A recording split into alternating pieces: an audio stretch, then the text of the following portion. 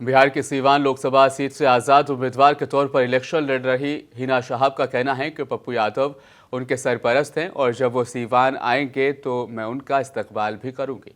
बताया जा रहा है कि एक वीडियो पैगाम में पप्पू यादव ने मोहम्मद शहाबुद्दीन के खानदान को कभी अकेला नहीं छोड़ने की बात कही है और उनकी बेवा हिना शहाब के हक में इंतखाबी मुहिम चलाने की भी बात कही है।